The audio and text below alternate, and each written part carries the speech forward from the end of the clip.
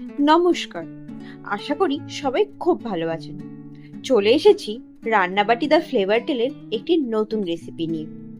একদম কম উপকরণে তৈরি খুব টাটকা পাবদা মাছের ঝোল। খুব সাধারণ রান্না, কিন্তু এই টাটকা পাবদা মাছটি এই রান্নাটিকে করে তোলে অসাধারণ। আর আমার মনে হয় অন্য কোনো রেসিপিতে এই টাটকা পাবদা মাছ রান্না করলে মাছের স্বাদটাই নষ্ট হয়ে যায়। যাই হোক, মাছগুলোকে আমি বাজার থেকে কাটিয়ে এনেছিলাম। এরপরে মাছগুলোকে খুব ভালো করে ধুয়ে তাতে নুন ও হলুদ মাখিয়ে কিছুক্ষণ রেখে দিলাম। দেখেছেন মাছগুলো কত সুন্দর আর কতটা বড়। এবারে আলুগুলোকে একটু টুকরো করে কেটে নেব, লঙ্কাগুলোকে চিড়ে নেব, আর আদাটিকে গ্রেটারের সাহায্যে একটু গ্রেট করে নেব। ব্যাস রেডি। এবারে চলুন মাছগুলোকে ভেজে নিই।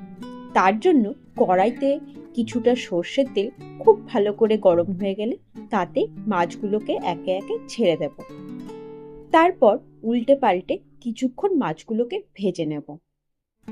তবে সাবধান, পাবদা মাছ কিন্তু একটু ফোটে, তার জন্য একটু ঢাকা দিয়ে ভাজাই ভালো। তাই মাছগুলোকে ঢাকা দিয়ে কিছুক্ষণ ভেজে তারপরে কড়াই থেকে মাছগুলোকে তুলে রেখে দিলাম। মাছগুলি খুবই টাটকা ছিল, সেই জন্য ভাজতে খুব বেশি তেল লাগেনি। যতটা তেল ভাজার জন্য ছিল তার থেকেও কিছুটা বেঁচে গেছে, এবং আমি ওই তেল দিয়েই বাকি রান্নাটাও করে নেব। আপনারা চাইলে আরও তেল এতে অ্যাড করতে পারেন।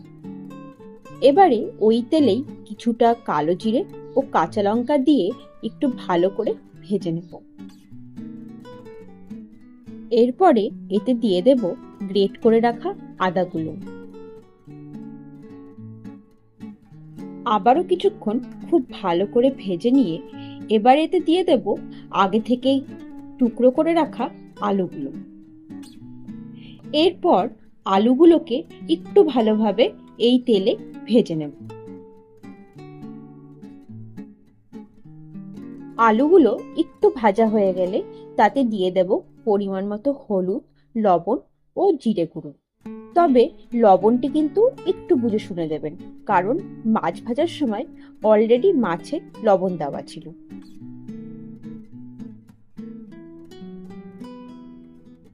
এবারে খুব অল্প পরিমাণে একটু গরম জল দিয়ে আলুগুলোকে এই মশলার সঙ্গে একটু ভালো করে কষিয়ে নেব।